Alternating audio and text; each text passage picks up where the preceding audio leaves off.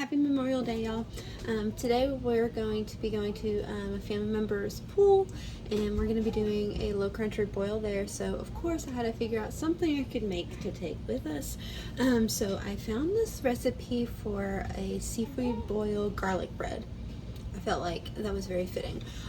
So we're gonna do a two-part series here. So this first part is going to just be a sourdough French bread baguette thing, and then I will make a second video on how we're making it the seafood boil garlic bread.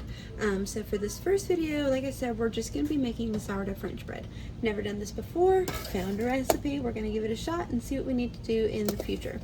So the first thing is that it says you can use starter or discard. I love recipes like this because you can use either one and it works just the same.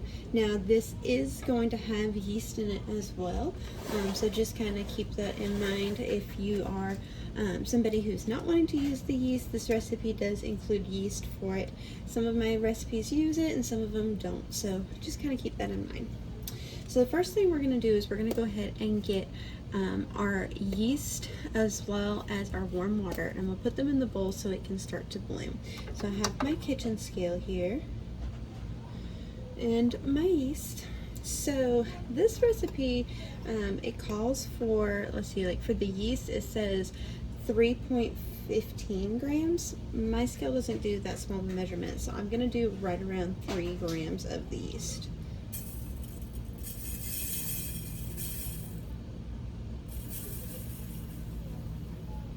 Woo, that was too much.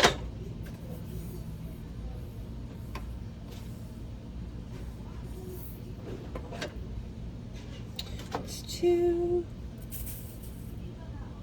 Okay, I've got that. I'm going to add that in. I'm also going to go ahead and do my sugar so that it can really feast on it. So this has 5.25 grams of sugar. I'm going to go right about 5.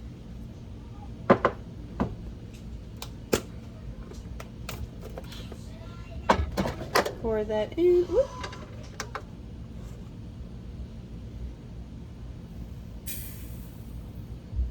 That was a lot. I don't know what I was doing there. Just started pouring.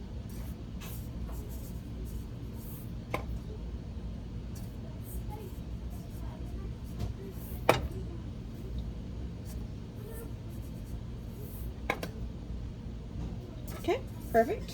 We are there. So far I just have the yeast and the sugar. Now I'm going to go ahead and do my warm water. It calls for 170 grams of warm water. I'm going to get some filtered water from my sink.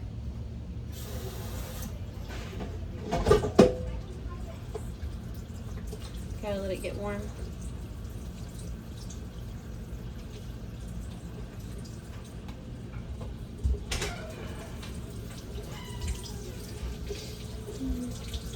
There we go. You don't want it too hot, but you definitely don't want it cold. So what did I say? 170 grams.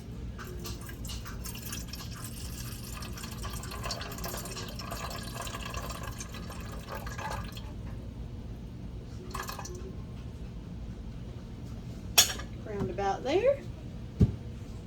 Pour that in.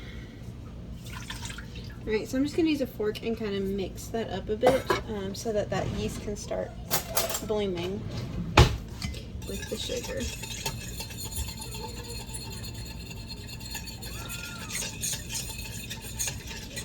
I apologize if you can hear my kids. I have no idea what they're doing back there.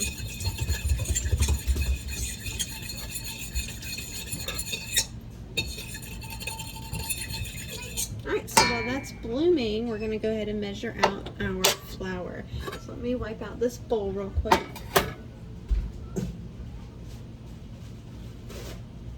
Sarah, please don't bother the girls. I'm just going to dry this out so that my flour doesn't stick to this bowl. So we're going to need, well, let's go ahead and get our starter first, because I want to mix that into the water too. So far we have done our sugar, we've done our yeast, and we did our warm water. So let's go ahead and add our starter to this. Now this is actually going to be classified as discard because I fed it last night. My house is pretty chilly, so it took it a minute to rise.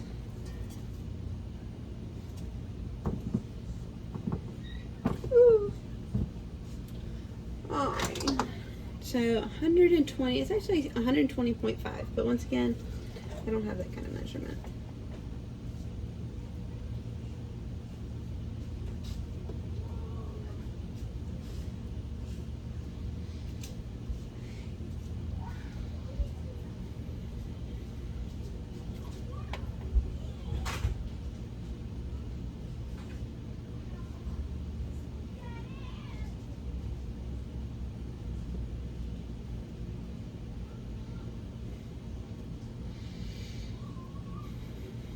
We'll have to see how important it is to have that kind of a measurement as I make this.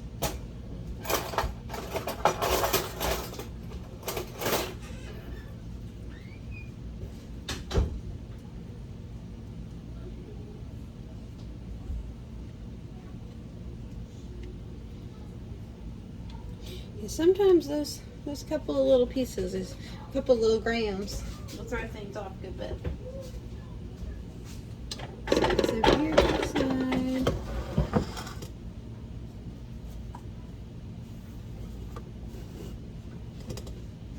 And we'll dump this into the bowl.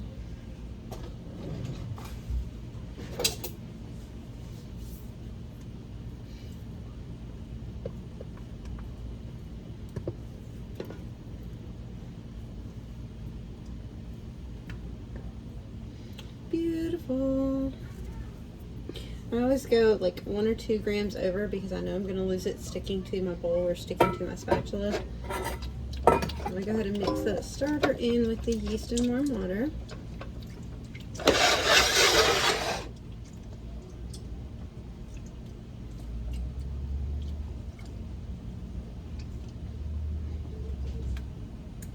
Alright, so next up we're going to go ahead and measure out some flour. So I've got my other bowl here, and we're going to be using the unbleached all-purpose flour for this. You're going to want to have 300 grams.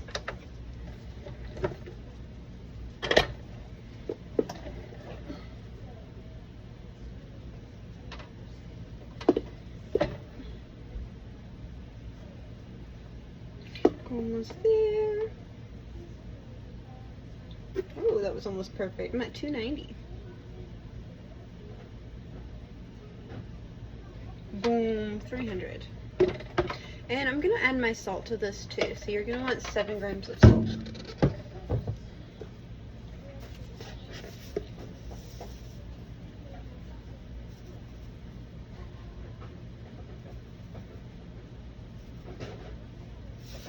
Boom. So let's go down the list. We've got our starter, we got our warm water, we got our salt, we got our sugar, yeast, and we have our flour. So we're going to mix this into here.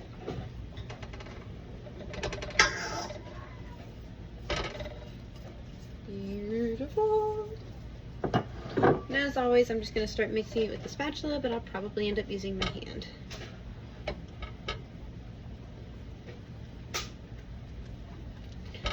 So basically, I'm just trying to mix this until it forms a nice and shaggy dough for me.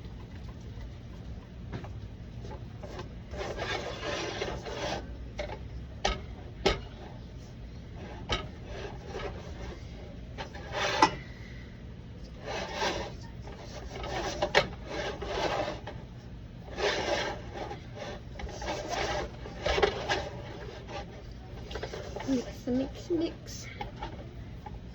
Alright, so I'm going to switch over to my hand now. Get all of it off of my spatula here. Show you what we're looking at. So about to this point is where I mix it with my spatula, and then I switch over to using my hands. Just kind of pulling everything together, mixing it, kneading it just slightly.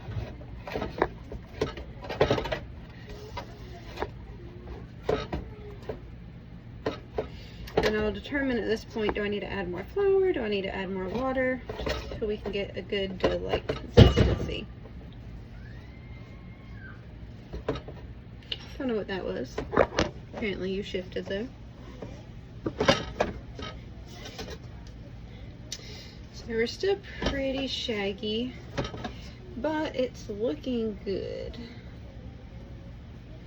I'm gonna knead it some, like an actual knead, so that maybe it'll incorporate all this flour a little bit better. It's always a guessing game though when it's a new recipe, because I don't know what they are doing with it. I don't know what theirs looks like, and that's why I much prefer videos to reading like somebody's blog. Now granted, I do stand here and talk like some of these blogs will do. They'll talk on for a full page and a half before they give you the recipe, but I enjoy the videos much more, so I figured, hey, why shouldn't I go ahead and start making some videos. Keep on kneading this guy. He's looking good though. I'm sorry guys. Let me move my book so then I'll stop hitting into y'all and y'all are jolting everywhere. I think that I'm going to add just a tad bit more flour. Not much, just a little bit. A little pinch and grab.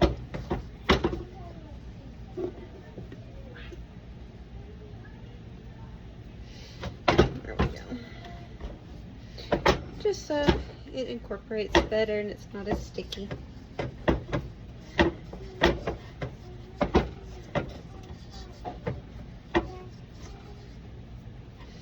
Alright, I think that's good. So now what we're supposed to do is allow this to sit and rise until it's doubled, around about an hour. I'm going to set my oven on warm so that the dough sitting on the stove will actually catch some of that heat and start to warm some. We'll see how long that takes and I will update you guys on that in the next part of the video. Alrighty, so now that my dough has rose some, we're going to go ahead and shape it into like a baguette. Basically, now I've never really done this before, so I'm just trying to make it kind of like a oblong shape, I guess. And I'm going to lay it on parchment paper.